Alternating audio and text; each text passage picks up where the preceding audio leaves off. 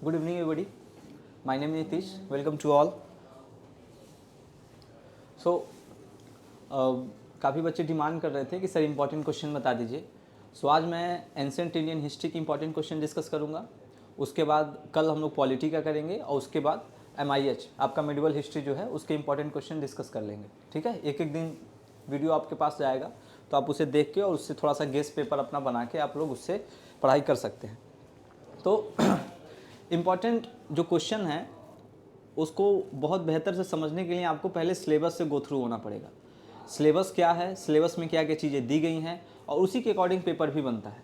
तो सिलेबस अगर हम बात करें सिलेबस की, तो सिलेबस से पहले एक चीज़ मैं आपको बता दूं कि आपके AIH, MIH और पॉलिटिकल साइंस, इन तीनों के फर्स्ट सेमेस्टर का जो फर्स्ट सेमेस्टर का जो आपका पेपर है वो हमने पूरा का पूरा ऐप पे पढ़ा रखा है. तो अभी इसका जो प्राइस है 149 रुपीज़ है. तो अगर आप तैयारी और बेहतर करना चाहते हैं तो आप यहाँ से जाएं, कोर्स को इनरोल करिए और कोर्स में जाके आप पूरा सेक्शन बटा हुआ है AIH, MIH, पॉलिटिकल साइंस. इसमें आपके PDF अलग हैं, क्लास के PNGs अलग हैं, फिर से आपके एक्स्ट्रा PDF अलग हैं, उसमें शॉर्ट नोट्स भी हैं और डिटेल नोट्स भी हैं. तो आप लोग यहाँ से अच्छे से कवर कर सकते हो.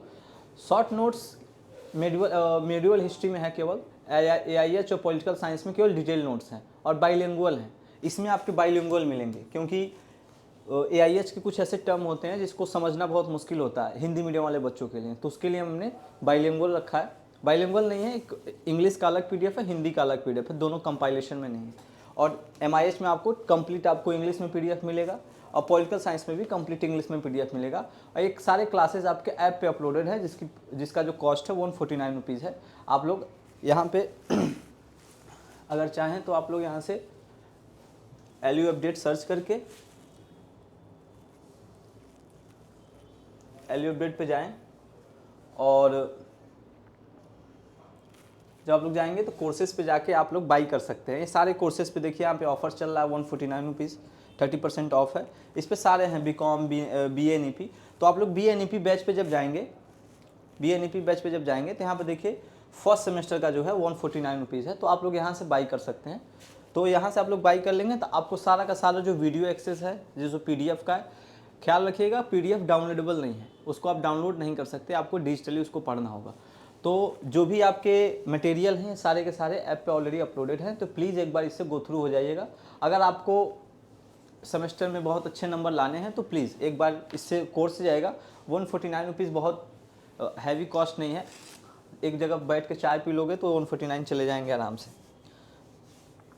ठीक है, तो आइए हम लोग स्टार्ट करते हैं अपनी इम्पॉर्टेंट क्वेश्चन की सीरीज आपके पहले सिलेबस से. तो ये आपका AIH का सिलेबस है जो कि साइट पे अपलोडेड है. आप लोग अगर आपके पास नहीं होगा तो जब कोर्स बाई करोगे तो उसमें ऑलरेडी अपलोडेड है, नहीं तो आप साइट से जाकर डाउनलोड भी कर सकते हैं. ठीक है, तो यहाँ पे आप देख पा रहे होंगे कि दो पेपर होंगे.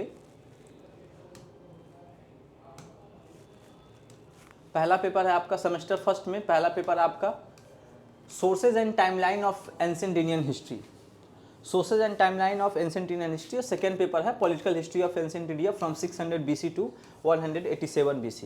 तो दोनों पेपर से कौन कैसे कैसे क्वेश्चंस बनते हैं ये आप अभी देखेंगे. यहाँ पे थोड़ा सा अगर आप इसके नीचे जाएंगे तो आपको सारा का सारा डिटेल में दे रखा है. तो देखिए यहाँ पे अगर आप देखेंगे इसे, यहाँ पर अगर आप देखिए यूनिट फर्स्ट में, तो यूनिट फर्स्ट में अगर क्वेश्चन बनता है तो कैसे बनेगा. जैसे कि यहाँ पे यूनिट फर्स्ट में दिया है आर्कियोलॉजिकल सोर्सेज. और आर्कियोलॉजिकल सोर्सेज एक टॉपिक है जिसमें आपका स्टोन एज के tools, ceramic assemblage, monuments, inscription, seal and coins, ये सारे आपके दिए गए हैं. यहाँ से क्वेश्चन बन सकते हैं आपके कुछ इस तरीके से. प्रीवियस ईयर क्वेश्चन भी एक आया हुआ है तो मैं वहाँ पे बता देता हूँ आपको. पहला क्वेश्चन बन सकता है राइट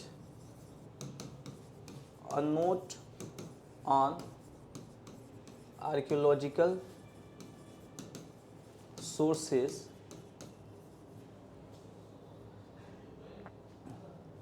एंड देयर सिग्निफिकेंस। ठीक है, तो ये आपका पहला क्वेश्चन बन सकता है।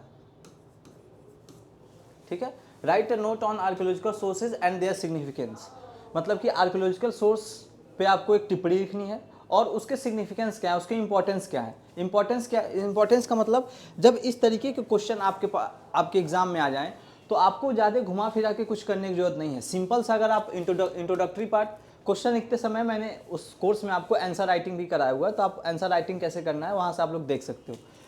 इंट्रोडक्शन में आप कभी भी लिखने से पहले ध्यान रखिए कि पहले एक बार क्वेश्चन पढ़ेंगे, टाइम भरपूर है, 2 घंटे का समय है, 4 क्वेश्चन करने होते हैं, बहुत ज़्यादा आपको हड़बड़ी करने की जरूरत नहीं है।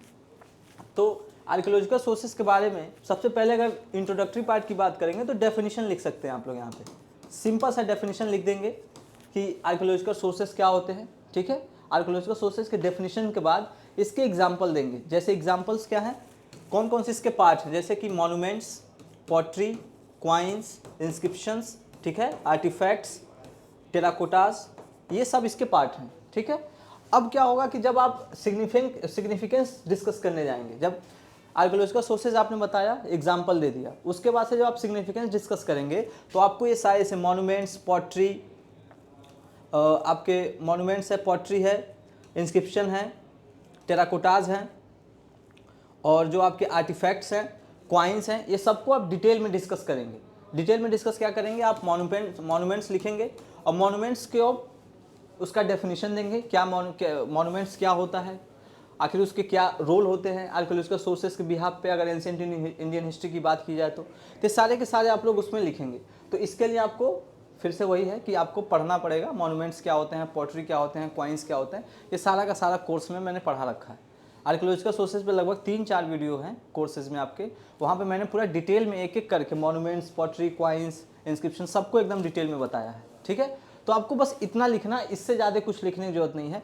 ये 15 नंबर का क्वेश्चन आएगा। जब आप ये क्वेश्चन आपके सामने आया और आपने डेफिनेशन दिया, एग्जाम्पल दिया और इन सबको एक्सप्लेन कर दिया, 3 से 4 पन्ने में होंगे, 4 पन्ने बहुत इनफ हैं। अगर आप केवल इस जो क्वेश्चन दिया है इसके बारे में लिखेंगे तो बहुत ज़्यादा आपको डिटेल में नहीं लिखना है, जो एक्चुअल चीज़ है वही लिखना है, इधर उधर की चीज़ें लिखेंगे। मे भी अगर एग्जामिनर का दिमाग चला गया आपके, अगर आंसर राइटिंग पे कि आपने उधर इधर उधर का लिखा है तो नंबर कट सकते हैं। बाकी अगर आपने सही लिखा है तो हो सकता है कि अगर आपका कंटेंट कम हो तो 2-3-4 नंबर कम तो 2-3-4 नंबर कम मिल जाए, लेकिन नंबर नहीं कटेगा आपका।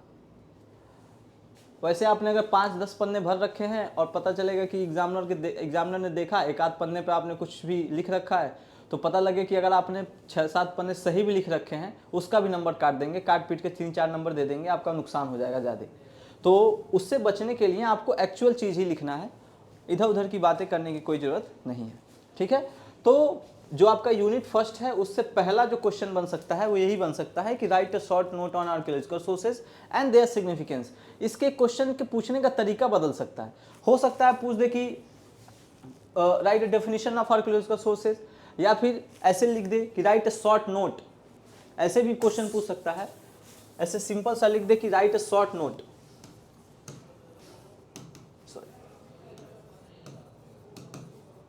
Right a short note,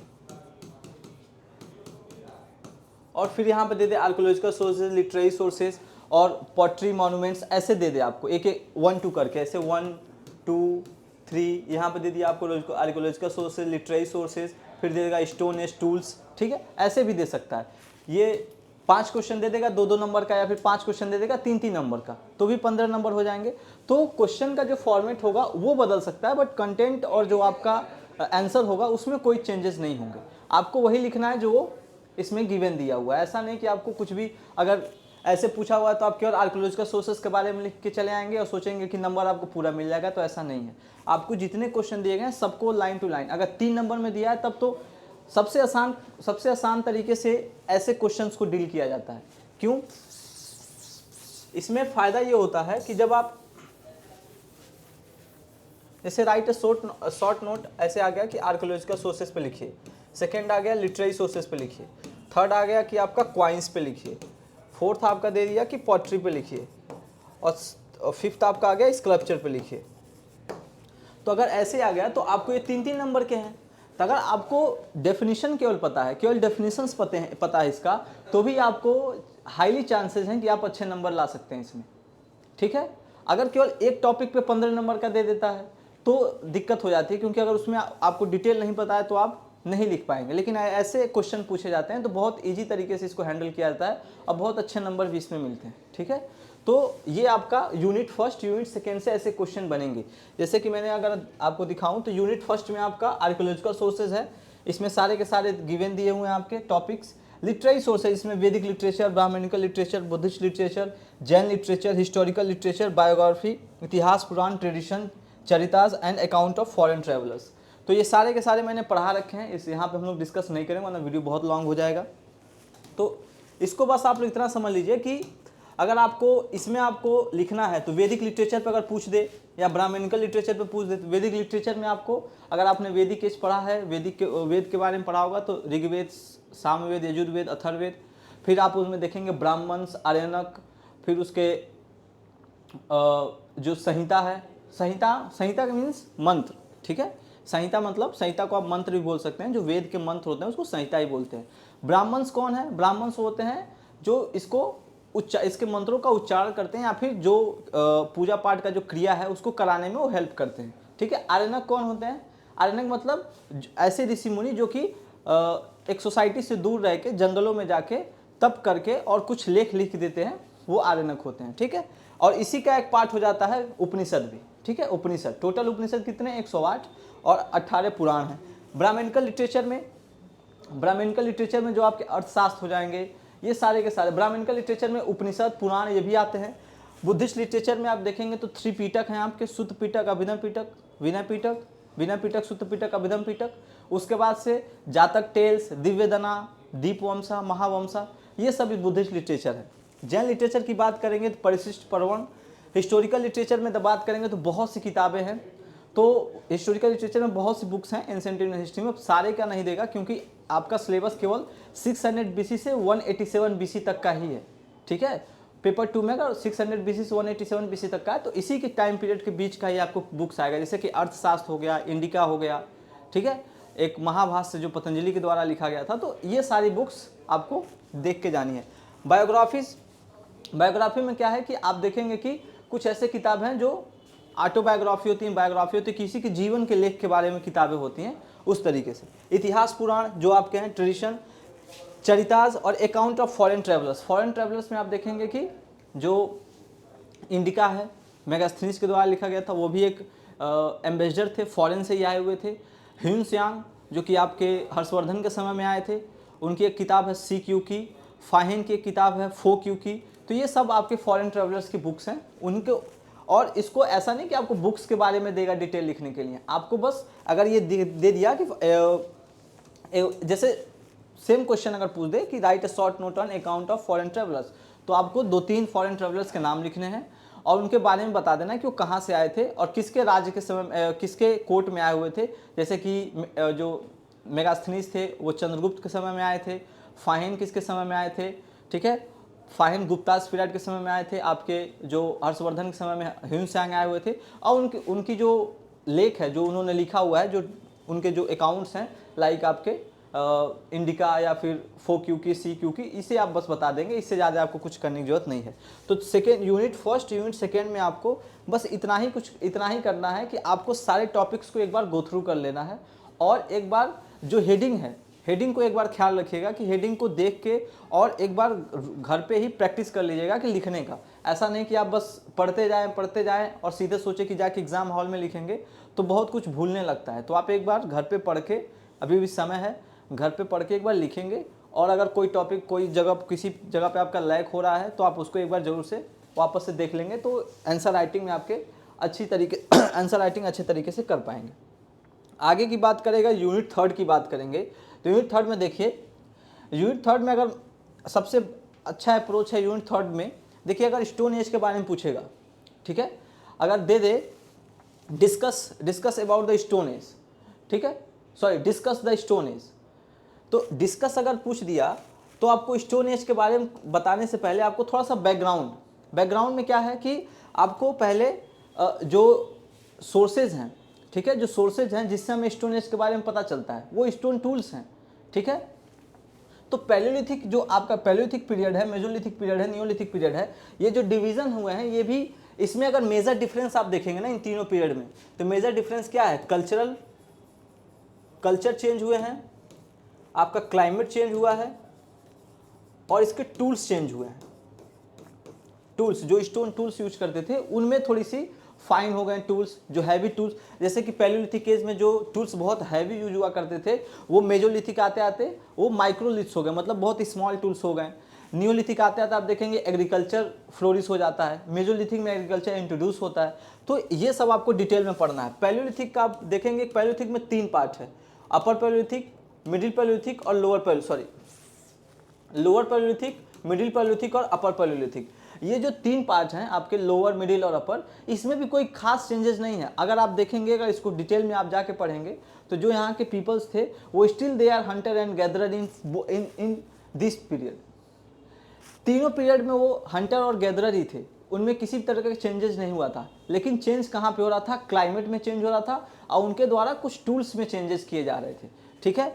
Mesolithic में आप देखेंगे तो अब यहाँ पे धीरे धीरे सेटलमेंट्स होने लगा था due to the climate change हो रहा था, बर्फ पिघल रही थी, ग्लेशियर पिघल रहा था, नदियों का निर्माण हो रहा था। नदियाँ जब अब आती थी तो डेब्रिज लेके आती थी, तो अब वो सेटलमेंट्स का धीरे धीरे एक प्रोसेस चालू हो जाता है। और नियोलिथिक पीरियड आते आते देखेंगे कि प्रॉपर तरीके से सेटलमेंट होने लगता है और जो एक पेस्टोरल सोसाइटी होता था, पेस्टोरल सोसाइटी मतलब जो ग्रामीण सोसाइटी हो रही थी, जो नोमैडिक कल्चर के लोग थे, जो इधर उधर भटक रहे थे, now they become a settler, वो अब धीरे धीरे सेटल होना स्टार्ट कर दिए थे। बात करेंगे मेटल एज की, तो याद रखिएगा कि मेटल एज जो चाल्कोलिथिक एज है, ब्रॉन्ज एज है।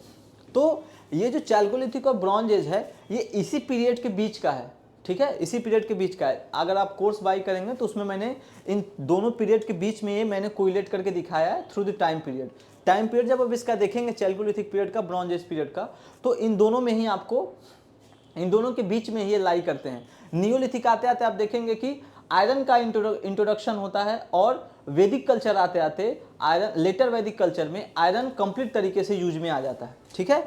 तो ये आप देखेंगे कि इसीलिए आयरन एज को देखिएगा, आयरन एज को अलग से दिया हुआ है, आयरन एज को यहाँ पे अलग से दिया हुआ है कि वैदिक पीरियड टू 600 BC, ठीक है। अगर वैदिक पीरियड की बात करेंगे तो ये स्टार्ट होता है 1500 BC से 600 BC तक, ठीक है, फिक्स।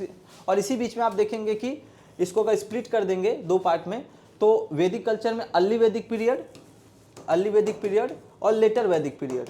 तो अर्ली वैदिक पीरियड जो आपका है 1500 BC से लेके 1000 BC तक, और लेटर वैदिक पीरियड आपका 1000 BC से लेके 600 BC तक। यही एक ऐसा समय है जहाँ पे एग्रीकल्चर सरप्लस होता है। लेटर वैदिक पीरियड में आयरन का सबसे ज़्यादा यूज देखा जाता है इस पीरियड में, ठीक है।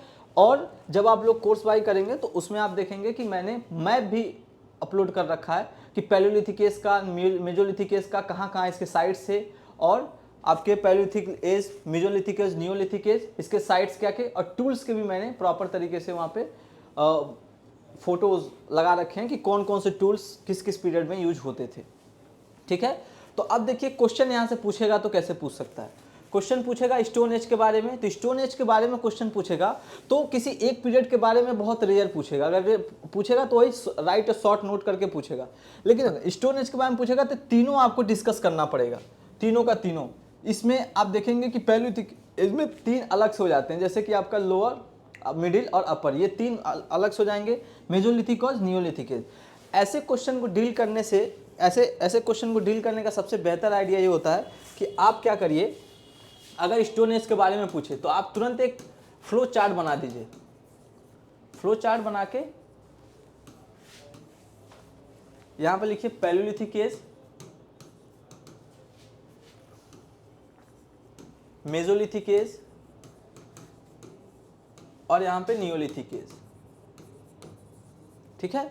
अब अगेन पैलियोलिथिक में 3 पार्ट आते हैं, lower palaeolithic age, middle palaeolithic age और अपर पैलियोलिथिक एज, ठीक है। अब जब इसको डिस्कस करेंगे आप तो सारा का सारा जो आपके पास कंटेंट है, जो आपने पढ़ा हुआ है, अब सारे का सारा इसमें देखिए। अब इसको बताने से पहले आप ध्यान रखिएगा कि इसको हेडिंग वाइज बताएगा। हेडिंग वाइज क्या कि यहाँ पे पहले लिखिएगा कि क्लाइमेट कैसा था, क्लाइमेट क्या मतलब कि ठंडा था या गर्म था, जो भी था क्लाइमेट वो।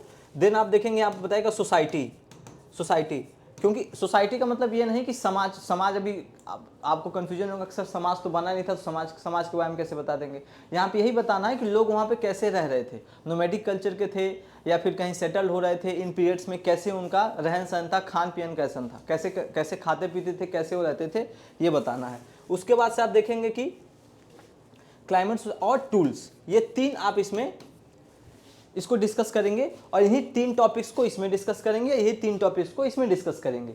और उसके बाद से आप मेजर डिफरेंस देखेंगे इसमें। मेजर डिफरेंस आप जब सारा एक चार्ट बना के जब आप उसको एक्सप्लेन करेंगे तो आपको मेजर डिफरेंस दिखेगा और एग्जामिनर को सीधा सीधा दिखेगा, तो आपको नंबर अच्छे मिलेंगे। और घुमा फिरा के लिखेंगे तो हो सकता है कि अगर एग्जामिनर का मूड इधर उधर घूम गया तो फिर आपका भी नंबर इधर उधर हो जा सकता है।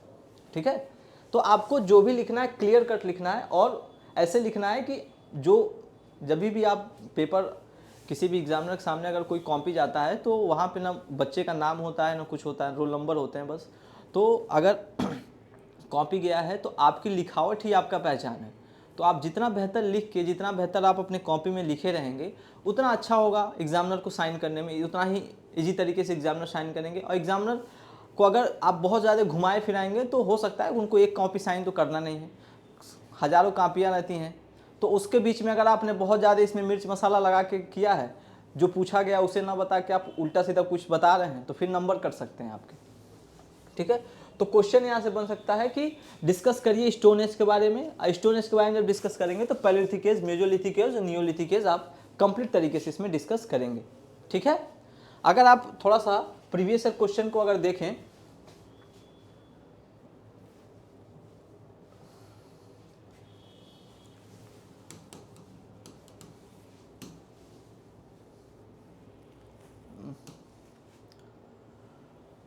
प्रीवियस क्वेश्चन आपका साइट पर अपलोडेड है।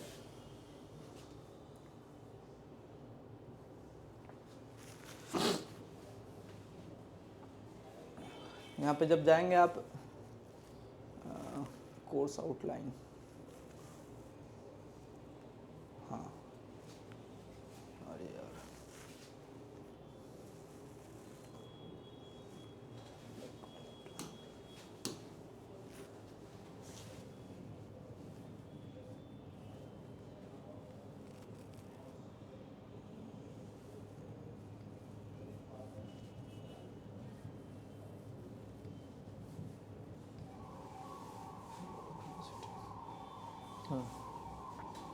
यहाँ पे देखिए ये पुराना है लेकिन आप यहाँ पे देख सकते हैं इसको, यूजी थोड़ा सा ओल्ड है बट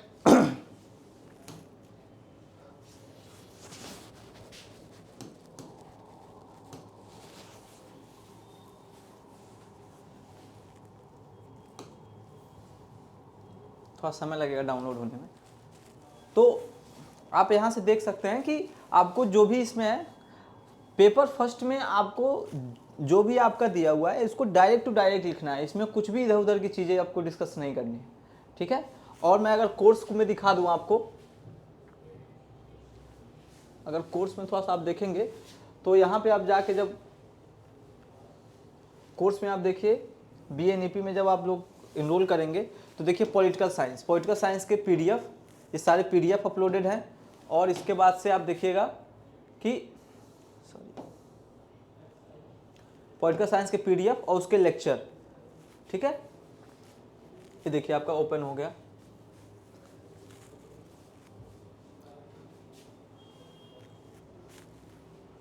एक मिनट,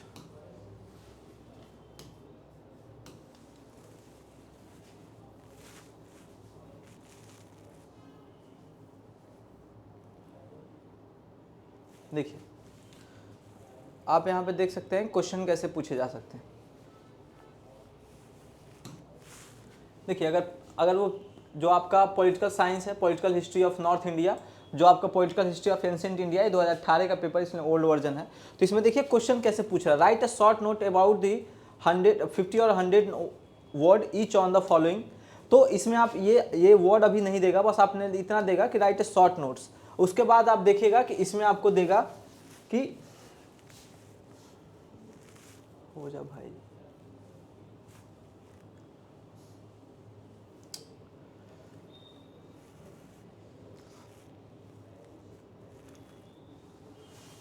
देखिए यहाँ पे दिया हुआ ना, डिफाइन आर्कियोलॉजी, डिफाइन आर्कियोलॉजी ऐसे ही देगा। डिफाइन आर्कियोलॉजी मतलब आपको आर्कियोलॉजी को डिफाइन करना है, ठीक है। उसके बाद अगर देखेंगे आप तो discuss the objective of method of, ये तो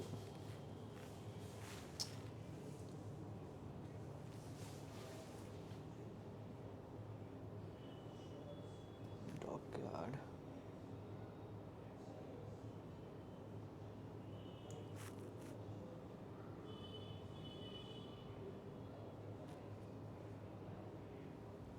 देखिए ये आपका सेकेंड पेपर, देखिए यहाँ पे, देखिए यहाँ से आप लोग देख पा रहे होंगे कि write a short note on archaeological evidence as a sources of ancient Indian history. Archaeological sources जो हैं, प्राचीन भारतीय इतिहास के स्रोत के रूप में पुरातत्व साक्ष्य पर एक टिप्पणी लिखिए। ऐसे ही क्वेश्चन आएंगे। अब ये 7 नंबर का है, यहाँ पे आपको 15 नंबर का देखने को मिलेगा।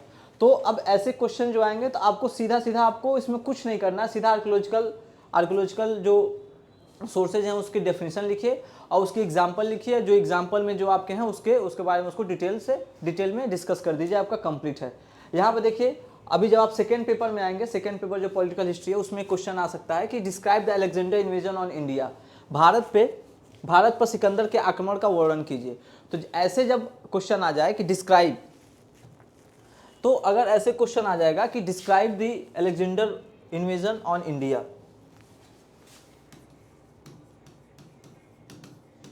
Describe the Alexander invasion on India, ठीक है।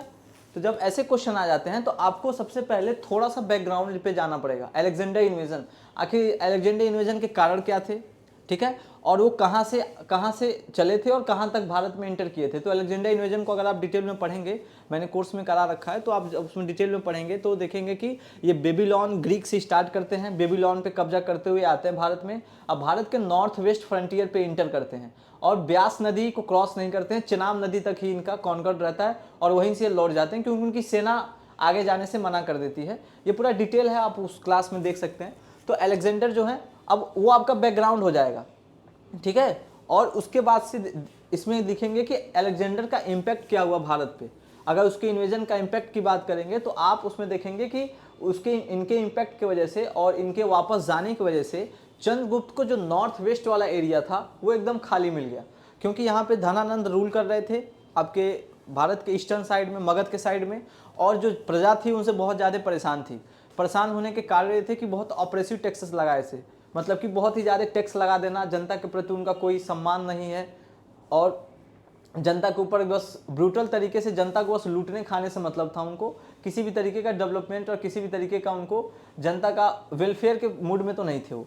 तो जनता उनसे बहुत रुष्ट रहती थी, तो उसका भी उसका भी चंद्रगुप्त को फ़ायदा मिलता है। और नॉर्थ वेस्ट जब खाली मिल जाता है तो अलेक्जेंडर जिस एरियाज़ को छोड़ के गए होते हैं तो उस एरिए के जो उस समय के जो रिप्रेजेंटेटिव होते हैं वो भी चंद्रगुप्त की सोवर्निटी को स्वीकार कर लेते हैं। तो एक तरीके से यहाँ पे उनका अलेक्जेंडर का इम्पैक्ट बहुत बड़ा होता है कि मौर्य एम्पायर को नॉर्थ वेस्ट में सेटल करने में, ठीक है।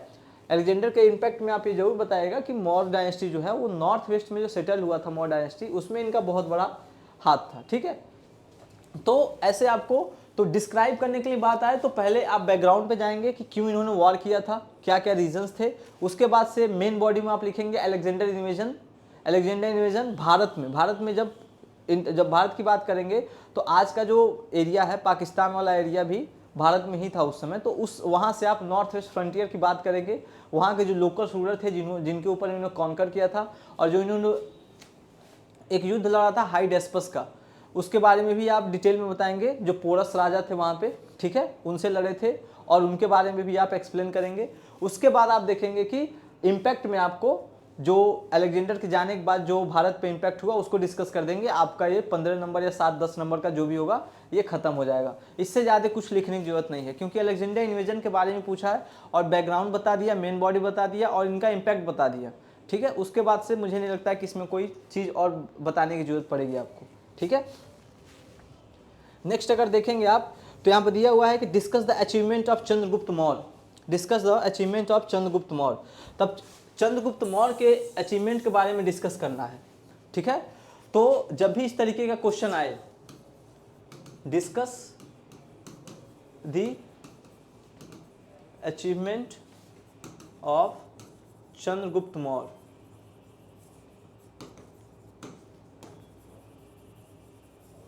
तो डिस्कस किससे करेंगे, आपको इसका पहले बैकग्राउंड बताना पड़ेगा। आपको बैकग्राउंड का मतलब क्या है कि इनसे पहले चंद्रगुप्त मौर्य का जो अचीवमेंट है, जो मौर्य डायनेस्टी स्टैब्लिश हुआ है, उससे पहले रूल कौन कर रहा था, तो रूल कर रहे थे धनानंद। धनानंद जो कि नंद वंश के लास्ट रूलर थे। तो आपको सबसे पहले उनके बारे में थोड़ी सी लगभग 5-6 लाइन आपको नंद वंश के बारे में लिखना पड़ेगा और धनानंद के उन सब पॉइंट्स पे आपको हाईलाइट करना पड़ेगा जिस पॉइंट की वजह से लोग उनसे नाराज हुए और चंद्रगुप्त मौर्य को मौर्य डायनेस्टी बनाने में हेल्प की। ठीक है, तो आपको वो डिस्कस करना पड़ेगा। देन आप अचीवमेंट पे आएंगे। तो अचीवमेंट में क्या होगा कि इन्होंने आपका मौर्य डायनेस्टी स्टैब्लिश किया, राजा जो आपके धनानंद थे उनको हराया, नंद वंश उखाड़ फेंका। साथ ही साथ इन्होंने मिलिट्री स्ट्रेंथन किया, सोसाइटी बसाई, सोसाइटी में एडमिनिस्ट्रेशन बेहतर किया। एडमिनिस्ट्रेशन में आप देखेंगे कि एडमिनिस्ट्रेशन में इन्होंने कई सारे जो ग्रीक, अगर थोड़ा सा आपने पहले पढ़ा होगा तो आपको पता होगा कि जो ग्रीक के जो डेरियस थे जो भारत में थे, तो उन्होंने जितने एरिया पे वो किया कॉन्कर किया था, उनको सत्रापी में डिवाइड किया हुआ था। तो सेम मॉडल ये भी अपनाते हैं लोग, प्रोविंसेस में डिवाइड करते हैं। प्रोविंसेस में डिवाइड करते हैं, हर प्रोविंस पे एक हेड, प्रोविंसेस में डिवाइड करके हर प्रोविंस का एक हेड होता है।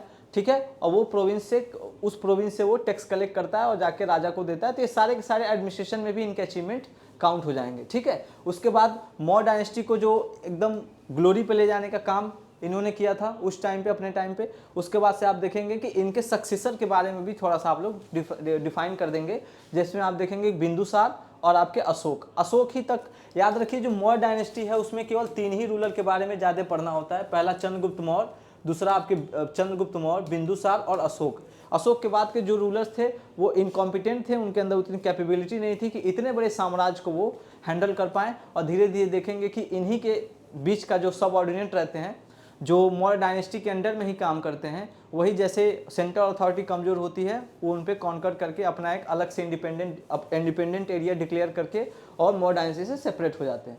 तो आप discuss the achievement of Chandragupta Maurya में आपको सबसे पहले बैकग्राउंड पे ध्यान देना है। बैकग्राउंड क्या था, धनानंद के बारे में बताना है, फिर इनके अचीवमेंट को बताना है, उसके बाद से इनके कुछ सक्सेसर को बता देना है, उसके बाद आपका क्वेश्चन डन है। ठीक है, तो इस तरीके के क्वेश्चन आएंगे। ये सेम लाइन लिखा हुआ नहीं आ सकता है, लेकिन ये जरूर पूछ सकता है कि चंद्रगुप्त मौर्य के बारे में या चंद्रगुप्त मौर्य के अचीवमेंट के बारे में।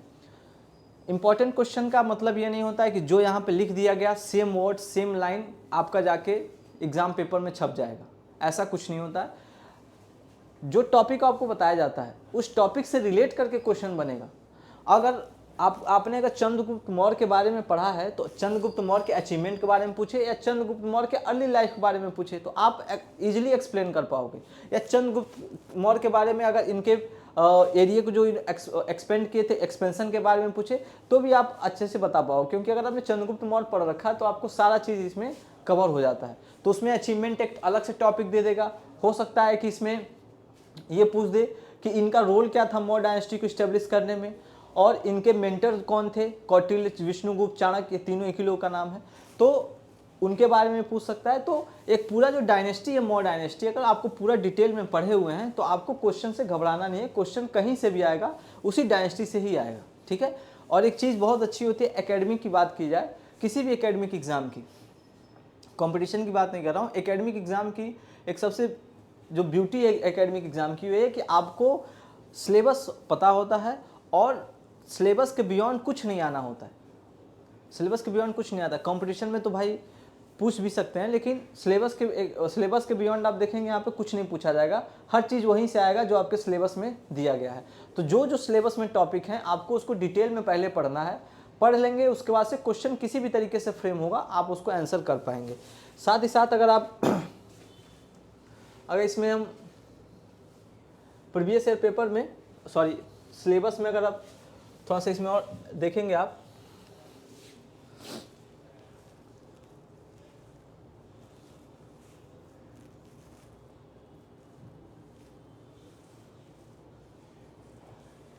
तो यहाँ पे देख सकते हैं कि एंशिएंट इंडियन हिस्ट्री में आप देखेंगे तो एंशिएंट इंडियन में लेक्चर जो हैं देखिए कि यहाँ पे आर्कियोलॉजिकल सोर्सेज, लिटरेरी सोर्सेज, अगर मैं एक वीडियो प्ले करके दिखाऊं आपको, सॉरी,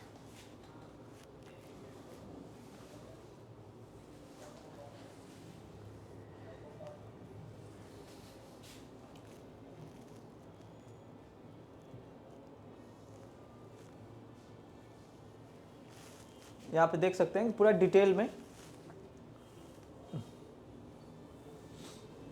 देखिए पिक्चर के वजह से क्वाइंस हैं, पॉटरी हैं, स्कल्पचर है, ये सारा मैं पिक्चर दिखा के आपको पूरा एकदम, ये सील्स हैं जो मिले हुए हैं, ये सारा का सारा मैं यहाँ पे देखिए पॉटरीज को एक्सप्लेन किया हूँ, सारा का सारा डिटेल में एक्सप्लेन में पॉटरी हैं। फिर आप देखेंगे कि यहाँ पे जो आपके, यहाँ पे आप देख पा रहे हैं कि पॉटरी में जो देखिए अर्ली वैदिक पीरियड में, लेटर वैदिक पीरियड में, महाजनपद पीरियड में किस किस तरीके के पॉटरी थे, red occur pottery, northern polish pottery, ठीक है, ये सारा पंचमार्क क्वाइंस, ये सारा का सारा मैं यहाँ पे एक्सप्लेन कर दिया हूँ और साथ ही साथ मैं पूरा एकदम डिटेल से आपको बताया है। तो आप कोर्स बाई कर लेंगे, उसमें सब चीज़ आपको मिल जाएगा, ठीक है। और इसका PDF भी आप अगर देख पाएँ तो मैं PDF भी दिखा देता हूँ आपको। देखिए आर्कियोलॉजिकल सोर्सेज के अगर PDF की बात करें, से लिटरेरी सोर्सेज का PDF है, तो ये पूरा देखिए लिटरल सोर्स का आप देखेंगे कि हिंदी और इंग्लिश दोनों में है प्रॉपर। इंडिजिनियस रिलीजियस लिटरेचर में बात करेंगे, उसके बाद देखेंगे कि यहाँ पे एक चार्ट वाइज मैंने बना रखा है, उसमें आपको प्रॉपर तरीके से मिल जाएगा। जैसे कि वैदिक लिटरेचर, इसमें 4 वेदास हैं, उसके हिस्टोरिकल सिग्निफिकेंस क्या है। ब्राह्मणिकल लिटरेचर जैसे ब्राह्मण्स, आर्यनक, उपनिषद, उसके हिस्टोरिकल सिग्निफिकेंस क्या है। बुद्धिस्ट लिटरेचर की बात करेंगे, 3 पिटक, फिर उसके हिस्टोरिकल आपके सिग्निफिकेंस क्या है। जैन लिटरेचर की बात करेंगे, अंग, फिर उसका हिस्टोरिकल सिग्निफिकेंस क्या है। तो आपको इसमें कुछ नहीं करना है बस। और इसके हिंदी में भी है साहित्य, वैदिक साहित्य, ब्राह्मण साहित्य, बौद्ध साहित्य और जैन साहित्य, इसके हिंदी में भी अवेलेबल है। Itihasa purana tradition and historical literature में आप देखेंगे पूरा का पूरा itihasa purana tradition, historical literature, biographies and charitas, तो ये सारा का सारा दिया हुआ है। इवन हिंदी में भी इसमें पूरा PDF लगा रखा हूँ। अकाउंट ऑफ फॉरेन ट्रैवलर्स, इसमें आप देखेंगे कि अकाउंट ऑफ फॉरेन ट्रैवलर्स में ग्रेसियो रोमन अकाउंट्स, चाइनीज ट्रेवलर, अरब स्कॉलर, जिसमें आप देखेंगे मेगास्थनीज, प्लिनी द एल्डर्स, उसके बाद से इनके जो हिस्टोरिकल सिग्निफिकेंस हैं, साथ ही साथ चाइनीज ट्रेवलर से फाहिन और हिन स्यांग, इनकी जो रचना है इसमें भी है, और अरब स्कॉलर अल बरूनी, ये सारा मैंने इसमें लगा रखा है, ठीक है। तो ये आप लिटरेरी सोर्सेज, अगर आप इस PDF को पढ़ लेंगे और पढ़ के आपके पास इतनी कैपेबिलिटी कि आप अच्छे से आंसर दे सकते हैं, तो आपका बहुत अच्छा हो जाएगा। लिटरेरी सोर्सेज एक PDF से आपका कवर हो सकता है। साथ ही साथ अगर और भी PDF जैसे इसमें डिटेल नोट्स अगर जो मैंने अपलोड किया है, तो डिटेल नोट्स में आप देखेंगे कि अशोक पिलर जो है हिंदी में, एक सेकेंड, अशोक, देखिए अशोक के जो शिलालेख हैं वो आपके हिंदी में भी हैं, और साथ ही साथ अगर आप देखेंगे कि अशोक पिलर एडिक्ट्स आपके इंग्लिश में भी हैं, ठीक है, ये अशोक पिलर एडिक्ट्स आपके इंग्लिश में भी हैं। तो ये डिटेल में भी हमारे पास, आपके पास सारे PDF मिल जाएंगे, सारा का सारा यहीं मिल जाएगा, आपको कहीं जाने की जरूरत नहीं पड़ेगी। ये पूरा यहाँ से आप पढ़ के, इतना पढ़ के जाएंगे तो आराम से आंसर दे के आ सकते हैं, ठीक है। ये पूरा का पूरा डिटेल में ही है। और जैसे यहाँ पे देखिए पॉटरी का मैंने यहाँ पे पिक्चर भी अपलोड कर रखा है, जिससे आप लोगों को दिक्कत नहीं होगी। खुल जाएगा, आप फोन में खोलोगे तो खुल जाएगा, यहाँ पे ओपन नहीं हो रहा है। यहाँ पे देखिए चंद्रगुप्त मौर्य के बारे में, पूरा का पूरा चंद्रगुप्त मौर्य के बारे में, मौर्य डायनेस्टी जो है उसको पूरा डिटेल में है। ये लगभग, ये आप देख पा रहे होंगे, ये सारा का सारा जो है, ये पूरा का पूरा आप देखेंगे कि चंद्रगुप्त मौर्य के बारे में हमें डिटेल में दिया हुआ है, ठीक है। चंद्रगुप्त मौर्य, नंद वंश एम्पायर, नंद वंश और मौर्य वंश जो है,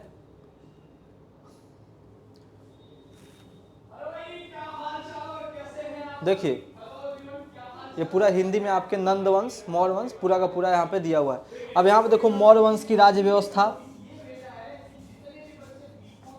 ऊपर से आप देखिए प्राचीन यूनानी और लैटिन साहित्य में भारत का उल्लेख, भारत में सिकंदर का अभियान, ये सारा का सारा आपको इसमें मिल जाएगा, हिंदी वाले बच्चों को भी। और इंग्लिश में भी सेम PDF अपलोडेड है। नंद युग इन भारत, जो नंद वंश था उसके समय पे, जैसे मगध का साम्राज्य, नंद वंश, महापदम, प्रशासन, प्रवर्ती नंदन, ये सारा का सारा आपका डिटेल में यहाँ पे अवेलेबल है। आप लोग चाहेंगे तो यहाँ से पढ़ के जाके और सबसे अच्छी बात है कि कोई भी अगर पीडीएफ पढ़ते हैं तो अगर बहुत, जैसे कि ये पीडीएफ लगभग आपका 561 पन्ने का है, तो आपको पूरा का पूरा खोल के नहीं बैठ जाना है। बस आपको जो जो टॉपिक इसमें पहले आप इसको ऐसे देखेंगे कि आपके कौन कौन से टॉपिक सिलेबस में है, उसी टॉपिक के हिसाब से पेज नंबर डाल के आप लोग उस चीज़ को पढ़ के वहाँ से चले जाएंगे। और कोशिश करेगा कि पढ़ के एक बार लिख लीजिएगा, उससे लिख लेंगे तो आपको थोड़ा सा आइडिया भी लग जाएगा। ठीक है, तो सारा का सारा अपलोडेड है, बस आपको पढ़ना है। ठीक है, यहाँ पे आर्कियोलॉजिकल सोर्सेज जो है डिटेल में भी हैं। देखिए आर्कियोलॉजिकल सोर्सेज हैं, ये पूरा आर्कियोलॉजिकल सोर्सेज के बारे में है, पूरा डिटेल में है ये इंग्लिश में, तो यहाँ से आप लोग पूरा पढ़ सकते हैं। ठीक है, यहाँ लिटरेरी सोर्सेज है, इसमें भी आपका पूरा डिटेल में दिया हुआ है। ठीक है, लिटरेरी सोर्सेज में से inscription, coin, seal, potteries, monuments, caves, sculpture. अब देखिए इंस्क्रिप्शन को टोटल यहाँ पे प्रॉपर तरीके से डिस्कस किया गया है। नेक्स्ट क्वाइंस देखेंगे तो क्वाइंस में भी मैंने पूरा का पूरा इसमें दे रखा है। मॉन्यूमेंट्स एंड मेमोरियल्स में आप देखेंगे Nagara style, Dravida style, Deccan style, ये पूरा का पूरा पॉटरी है। गांधार स्टाइल, मथुरा स्टाइल, ये पूरा का पूरा आपका यहाँ पे पीडीएफ में अवेलेबल है। तो यहाँ से आप पढ़ के जाएंगे, आराम से आपका क्वेश्चन हो जाएगा। ठीक है,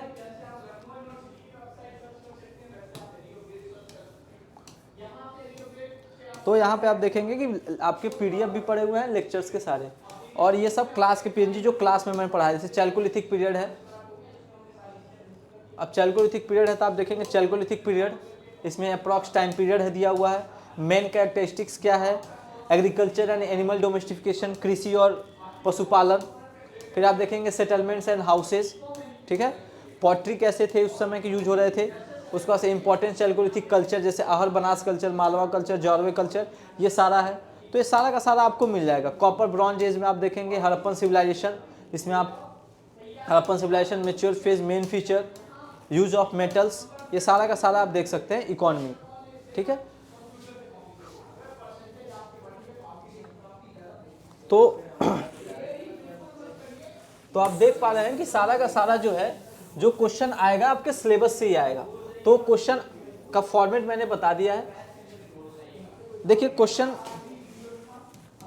पहला क्वेश्चन आपको ऐसे आ सकता है, write a short note, right a short note.